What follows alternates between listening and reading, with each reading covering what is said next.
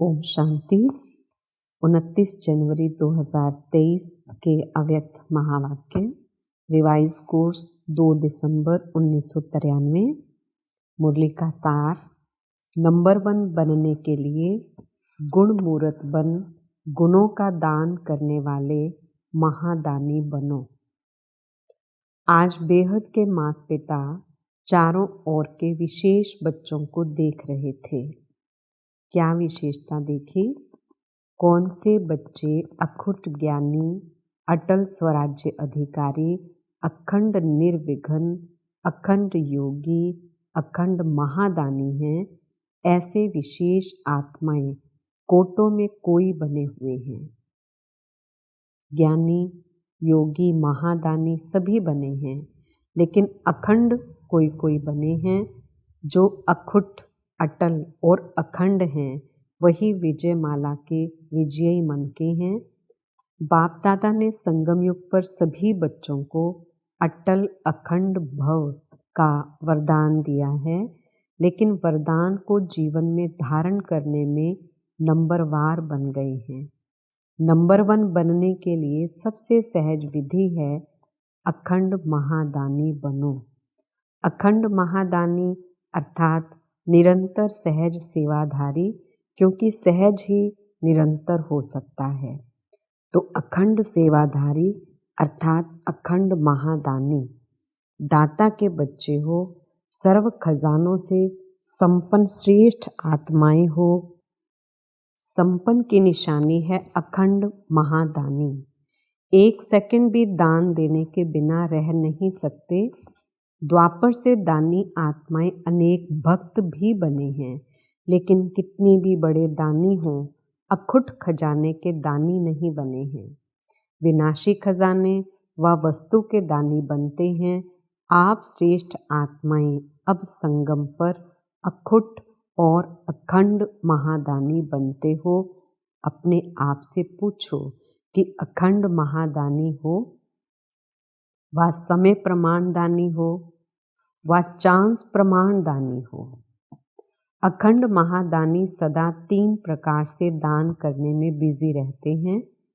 पहला मनसा द्वारा शक्तियां देने का दान, दूसरा वाणी द्वारा ज्ञान का दान, तीसरा कर्म द्वारा गुणों का दान। इन तीनों प्रकार के दान देने वाले सहज महादानी बन सकते हैं।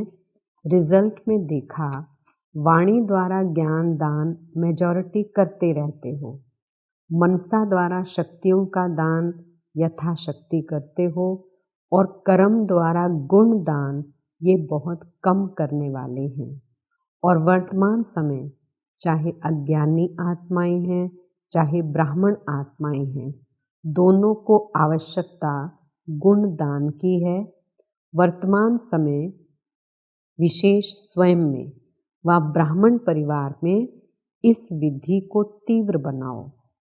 ये दिव्य गुण सबसे श्रेष्ठ प्रभु प्रसाद है। इस प्रसाद को खूब बांटो। जैसे कब कोई से भी मिलते हो तो 1-2 में भी स्नेह की निशानी स्थूल टोली खिलाते हैं ना, ऐसे 1-2 में ये गुणों की टोली खिलाओ। इस विधि से जो संगम युग का लक्ष्य है, फरिश्ता सो देवता, ये सहज सर्व में प्रत्यक्ष दिखाई देगा। यह प्रैक्टिस निरंतर स्मृति में रखो कि मैं दाता का बच्चा अखंड महादानी आत्मा हूँ। कोई भी आत्मा चाहे अज्ञानी हो, चाहे ब्राह्मण हो, लेकिन देना है। ब्राह्मण आत्माओं को ज्ञान तो पहले ही है, लेकिन 2 प्रकार से दाता बन सकते हो। पहला, जिस आत्मा को जिस शक्ति की आवश्यकता है, उस आत्मा को मनसा द्वारा अर्थात शुद्ध वृत्ति वाइब्रेशंस द्वारा शक्तियों का दान अर्थात सहयोग दो। दूसरा, कर्म द्वारा सदा स्वयं जीवन में गुण मूर्त बन, प्रत्यक्ष सैंपल बन, औरों को सहज गुण धारण करने का सहयोग दो। इसको कहा जाता है गुण दान। दान का अर्थ है सहयोग देना, आजकल ब्राह्मण आत्माएं भी सुनने के बजाय प्रत्यक्ष प्रमाण देखना चाहती हैं। किसी को भी शक्ति धारण करने की व गुण धारण करने की शिक्षा देना चाहते हो तो कोई दिल में सोचते, कोई कहते कि ऐसे धारणा मूर्त कौन बने हैं। तो देखना चाहते हैं लेकिन सुनना नहीं चाहते। ऐसे एक दो में कहते हो ना, कौन बना है, सबको देख लिया। जब कोई बात आती है तो कहते हैं कोई नहीं बना है, सब चलता है। लेकिन ये अलबेलेपन के बोल हैं, यथार्थ नहीं है। यथार्थ क्या है? फॉलो ब्रह्मा बाप। जैसे ब्रह्मा बाप ने स्वयं अपने को निमित्त एग्जाम्पल बनाया, सदा ये लक्षण में लाया, जो ओटे सो अर्जुन, अर्थात जो स्वयं को निमित्त प्रत्यक्ष प्रमाण बनाता है वही अर्जुन अर्थात अव्वल नंबर का बनता है। अगर फॉलो फादर करना है तो दूसरे को देख बनने में नंबर 1 नहीं बन सकेंगे, नंबर वार बन जाएंगे। नंबर 1 आत्मा की निशानी है। हर श्रेष्ठ कार्य में मुझे निमित्त बन औरों को सिंपल करने के लिए सैंपल बनना है। दूसरे को देखना, चाहे बड़ों को, चाहे छोटों को, चाहे समान वालों को, लेकिन दूसरों को देख बनना कि पहले ये बने तो मैं बनूं, तो नंबर 1 तो वो हो गया ना जो बनेगा। तो स्वयं नंबर वार में आ जाते हैं। तो अखंड महादानी आत्मा सदा अपने को हर सेकंड तीनों ही महादान में से कोई ना कोई दान करने में बिजी रखता है। जैसा समय वैसी सेवा में सदा लगा हुआ रहता है। उनको व्यर्थ देखने, सुनने व करने की फुर्सत ही नहीं। तो महादानी बने हो, अभी अंडरलाइन करो, अखंड बने हैं। अगर बीच बीच में दातापन में खंडन पड़ता है तो खंडित को संपूर्ण नहीं कहा जाता। वर्तमान समय आपस में विशेष कर्म द्वारा गुणदाता बनने की आवश्यकता है। हर एक संकल्प करो कि मुझे सदा गुण मूर्त बन सबको गुण मूर्त बनाने का विशेष कर्तव्य करना ही है। तो स्वयं की और सर्व की कमजोरियां समाप्त करने की इस विधि में हर एक अपने को निमित्त अव्वल नंबर समझ आगे बढ़ते चलो। ज्ञान तो बहुत है, अभी गुणों को इमर्ज करो। सर्वगुण संपन्न बनने और बनाने का एग्जाम्पल बनो।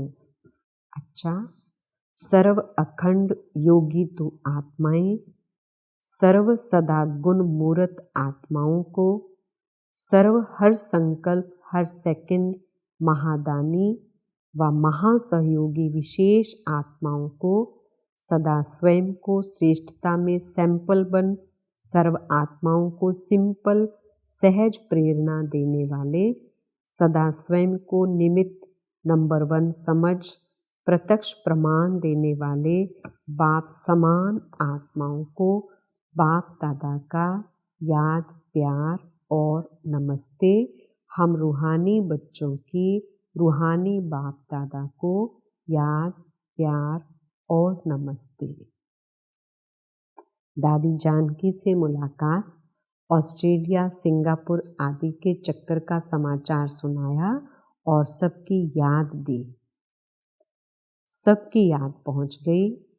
चारों ओर के बच्चे सदा बाप के सामने हैं। इसका प्रत्यक्ष प्रमाण है, जब भी याद करते तो समीप और साथ का अनुभव करते हैं। बाबा कहा दिल से और दिलाराम हाजिर, इसलिए ही कहते हैं हजूर हाजिर है, हाजिरा हजूर है। जहाँ भी हैं, जो भी हैं, लेकिन हर स्थान पर हर एक के पास हाजिर हो जाते हैं, इसलिए हाजिरा हजूर हो गया। इस स्नेह की विधि को लोग नहीं जान सकते, यह ब्राह्मण आत्माएं ही जानती हैं। अनुभवी इस अनुभव को जानते हैं। आप विशेष आत्माएं तो हैं ही कंबाइंड ना, अलग हो ही नहीं सकते। लोग कहते हैं जिधर देखते हैं उधर तू ही तू है, और आप कहते हो जो करते हैं जहाँ जाते हैं बाप साथ ही है, अर्थात तू ही तू है। जैसे कर्तव्य साथ है तो हर कर्तव्य कराने वाला भी सदा साथ है। इसलिए गाया हुआ है करण करावन हार। तो कंबाइंड हो गया ना, करण हार और करावन हार। तो आप सबकी स्थिति क्या है? कंबाइंड है ना। करण करावन हार करण हार के साथ है ही, करावन हार अलग नहीं है। इसको ही कंबाइंड स्थिति कहा जाता है। सभी अपना अपना अच्छा पार्ट बजा रहे हो, अनेक आत्माओं के आगे सैंपल हो। सिंपल बनने का ऐसे लगता है ना। मुश्किल को सहज बनाना यही फॉलो फादर है, ऐसे है ना। अच्छा पार्ट बजाया ना। जहाँ भी हैं विशेष पार्टधारी विशेष पार्ट बजाने के सिवाय रह नहीं सकते। यह ड्रामा की नूंद है। अच्छा, चक्कर लगाना बहुत अच्छा है। चक्कर लगाया, फिर स्वीट होम में आ गए। सेवा का चक्कर अनेक आत्माओं के प्रति विशेष उमंग उत्साह का चक्कर है। सब ठीक है ना। अच्छा ही अच्छा है। ड्रामा की भावी खींचती जरूर है। आप रहना चाहो लेकिन ड्रामा में नहीं है तो क्या करेंगे? सोचते भी जाना पड़ेगा, क्योंकि सेवा की भावी है। तो सेवा की भावी अपना कार्य कराती है। आना और जाना यही तो विधि है। अच्छा, संगठन अच्छा है। अव्यक्त बाप दादा की पर्सनल मुलाकात। परमात्म प्यार का अनुभव करने के लिए दुख की लहर से न्यारे बनो। बाप दादा ने संगम पर अनेक खजाने दिए हैं। उन सभी खजानों में से श्रेष्ठ खजाना है सदा खुशी का खजाना। तो यह खुशी का खजाना सदा साथ रहता है। कैसी भी परिस्थिति आ जाए लेकिन खुशी नहीं जा सकती। जब परिस्थिति कोई दुख की लहर वाली आती है तो भी खुश रहते हो कि थोड़ी थोड़ी लहर आ जाती है? क्योंकि संगम पर हो ना, तो एक तरफ है दुख धाम, दूसरी तरफ है सुख धाम। तो दुख के लहर की कई बातें सामने आएंगी, लेकिन अपने अंदर वो दुख की लहर दुखी नहीं करे। जैसे गर्मी के मौसम में गर्मी तो होगी ना, लेकिन स्वयं को बचाना वो अपने ऊपर है। तो दुख की बातें सुनने में आएंगी लेकिन दिल में प्रभाव नहीं पड़े। इसलिए कहा जाता है न्यारा और प्रभु का प्यारा। तो दुख की लहर से न्यारा तब प्रभु का प्यारा बनेंगे। जितना न्यारा उतना प्यारा। अपने आप को देखो कि कितने न्यारे बने हैं। जितना न्यारा बनते जाते हो उतना ही सहज परमात्म प्यार का अनुभव करते हो। तो हर रोज चेक करो कि कितने न्यारे रहे, कितने प्यारे रहे, क्योंकि ये प्यार परमात्म प्यार है जो और कोई भी युग में प्राप्त हो नहीं सकता। जितना प्राप्त करना है उतना अभी करना है। अभी नहीं तो कभी भी नहीं हो सकता। और कितना थोड़ा सा समय ये परमात्म प्यार की प्राप्ति का है, तो थोड़े समय में बहुत अनुभव करना है। तो कर रहे हो। दुनिया वाले खुशी के लिए कितना समय संपत्ति खर्च करते हैं और आपको सहज अविनाशी खुशी का खजाना मिल गया। कुछ खर्चा किया क्या? खुशी के आगे खर्च करने की वस्तु है ही क्या जो देंगे। तो यही खुशी के गीत गाते रहो कि जो पाना था वो पा लिया ना। तो जब कोई चीज मिल जाती है तो खुशी में नाचते रहते हैं। दूसरे को भी ये खुशी बांटते जाओ। जितना बांटते जाते हो उतना बढ़ती जाती है, क्योंकि बांटना माना बढ़ना। तो जो भी संबंध में आए वो अनुभव करे कि इनको कोई श्रेष्ठ प्राप्ति हुई है, जिसकी खुशी है।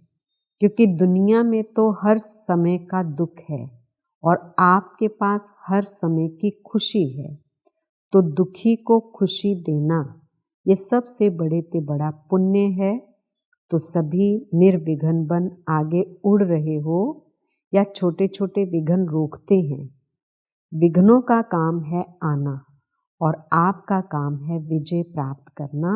जब विघ्न अपना कार्य अच्छी तरह से कर रहे हैं तो आप मास्टर सर्वशक्तिमान अपने विजय के कार्य में सदा सफल रहो।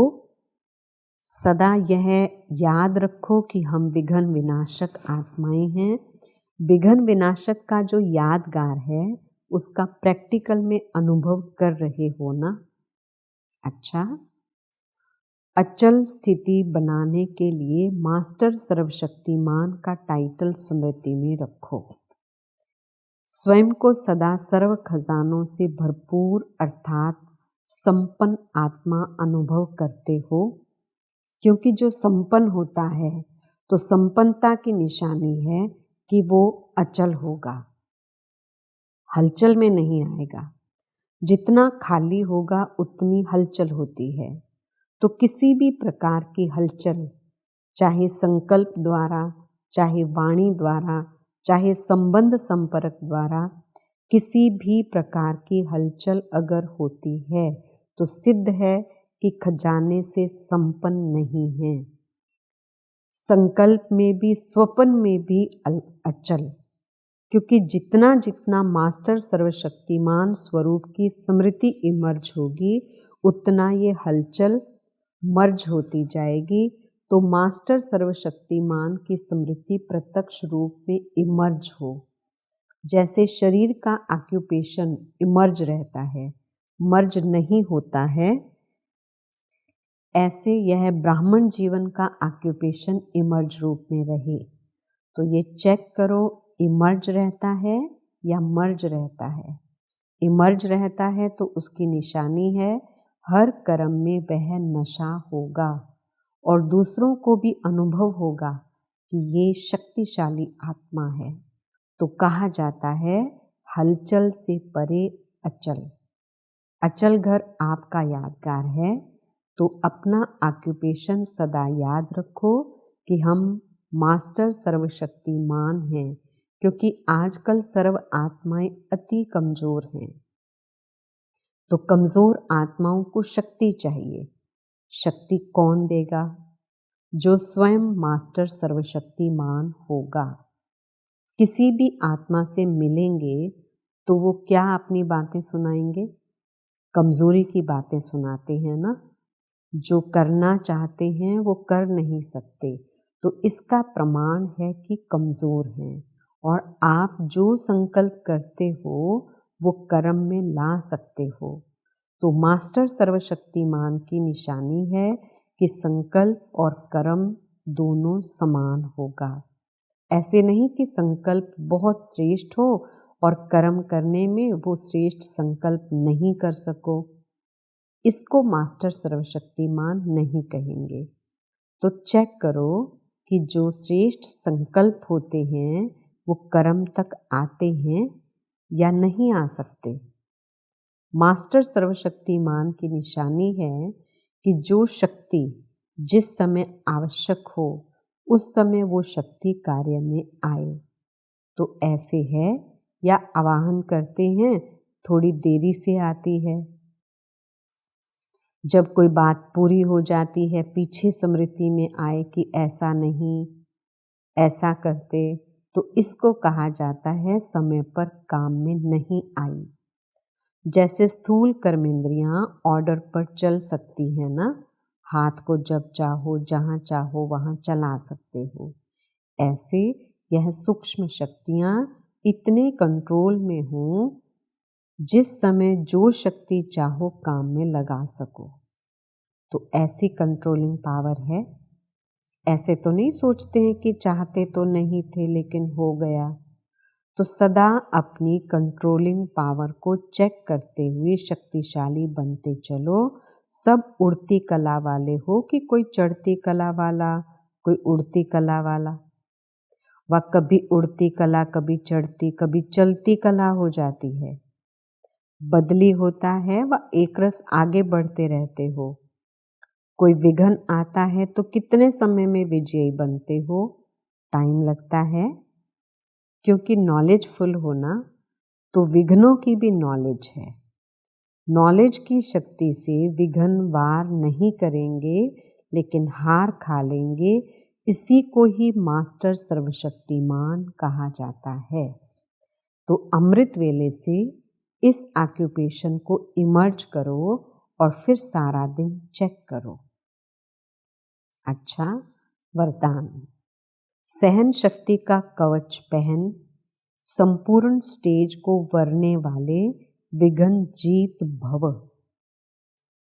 अपनी संपूर्ण स्टेज को वरने अर्थात प्राप्त करने के लिए अलबेलेपन के नाज नखरों को छोड़ सहन शक्ति में मजबूत बनो।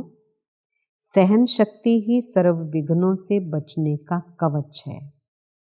जो ये कवच नहीं पहनते वह नाजुक बन जाते हैं। फिर बाप की बातें बाप को ही सुनाते हैं। कभी बहुत उमंग उत्साह में रहते, कभी दिल शिकस्त हो जाते। अब इस उतरने चढ़ने की सीढ़ी को छोड़ सदा उमंग उत्साह में रहो तो संपूर्ण स्टेज समीप आ जाएगी। स्लोगन। याद और सेवा की शक्ति से अनेक आत्माओं पर रहम करना ही रहम दिल बनना है। अच्छा, ओम शांति।